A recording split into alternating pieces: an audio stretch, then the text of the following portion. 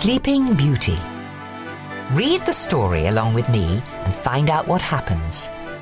You'll know when it's time to turn the page when you hear this sound.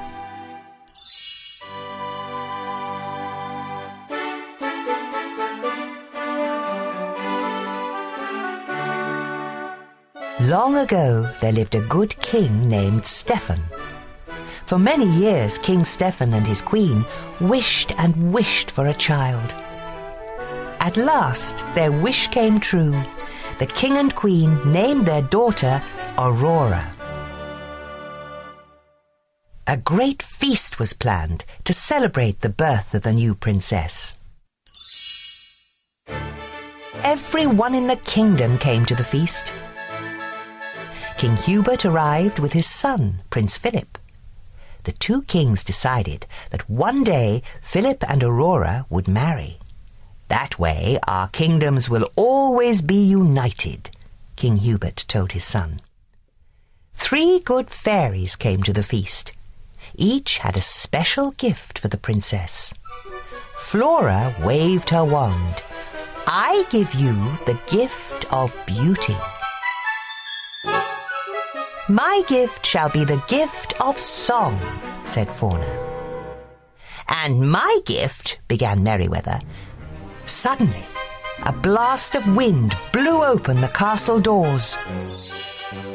A bright flame filled the room. Then the wicked fairy, Maleficent, appeared from the flame. You did not invite me to the feast, King Stephen, but I too have a gift for the princess.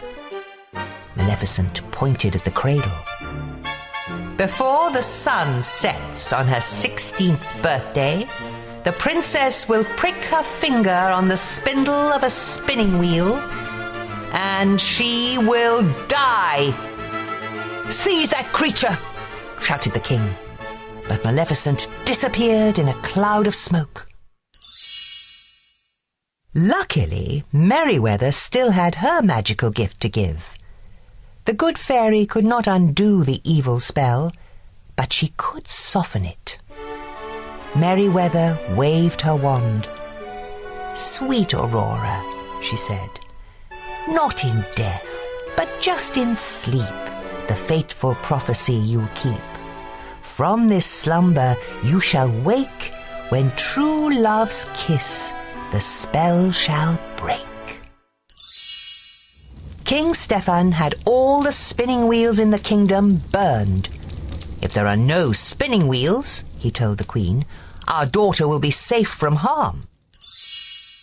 The 3 fairies knew Aurora still wasn't safe. Flora had an idea.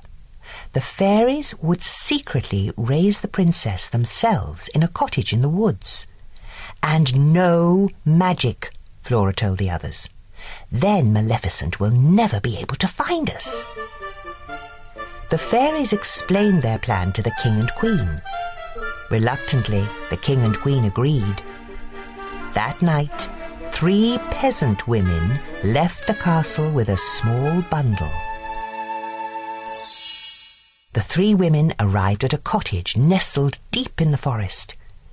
We must never call her Princess Aurora, Flora told the others. Her new name is Briar Rose. 16 happy years passed. Briar Rose grew into a lovely young woman.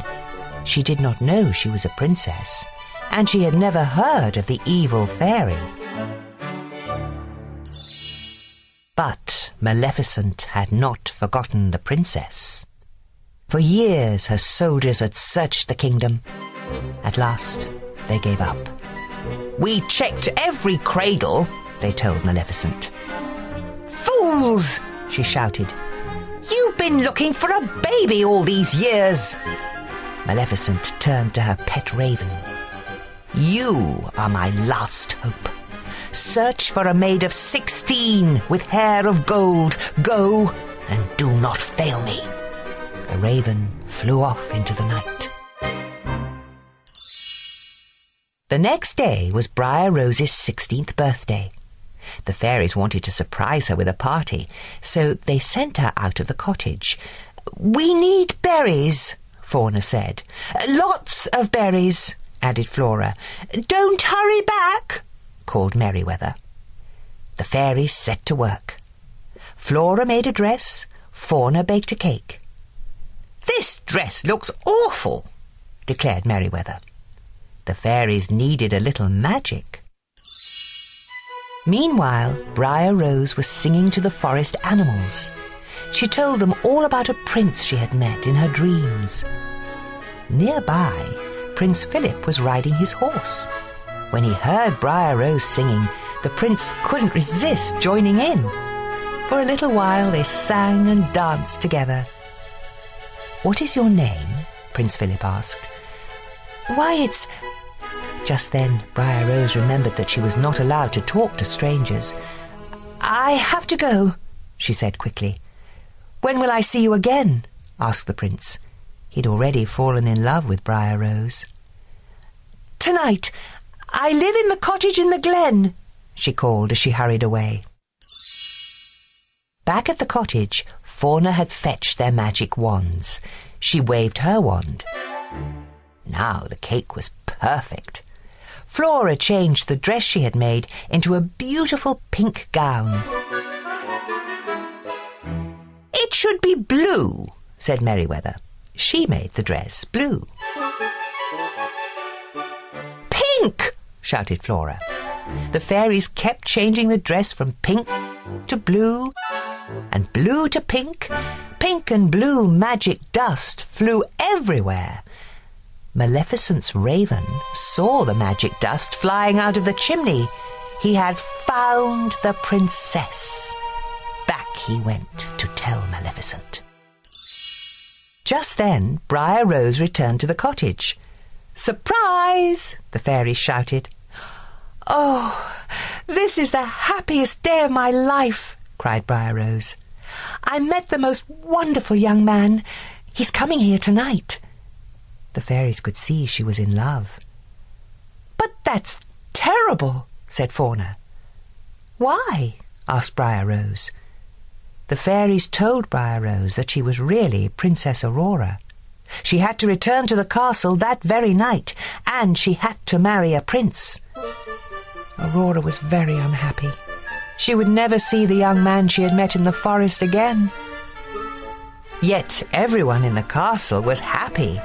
King Stephen couldn't wait to see his daughter, and King Hubert couldn't wait for her to marry Prince Philip. When they arrived at the castle, the fairies left to fetch the king and queen. No sooner had they gone than a magic ball of light appeared. Aurora followed it up the stairs to a small room. Maleficent was waiting for her with a spinning wheel. Aurora had never seen a spinning wheel before. She reached for the spindle.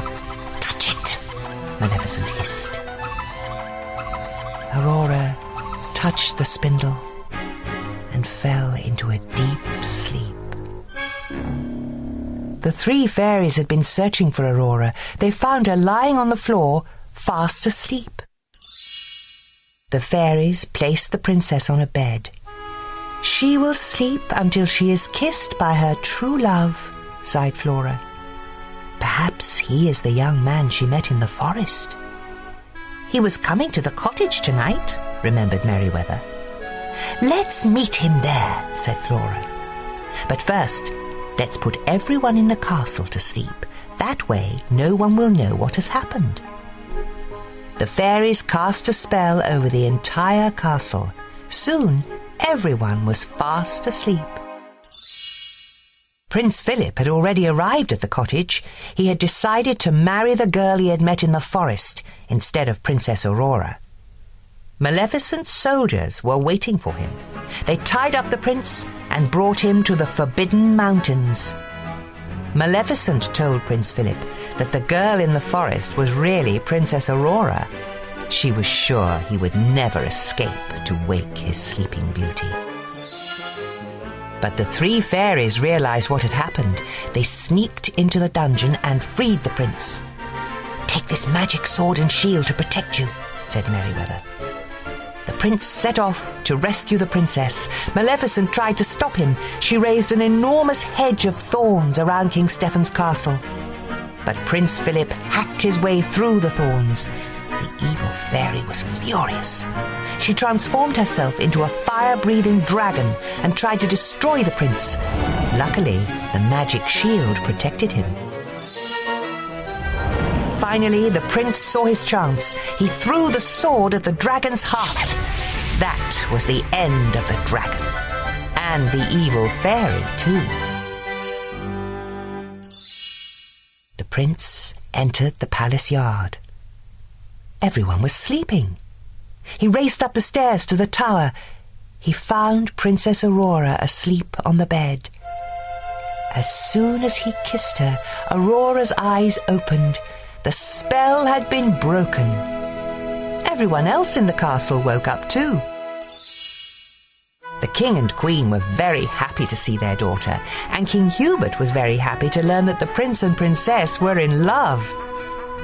The three fairies watched as the young couple danced across the floor. "I just love happy endings," sighed Fauna.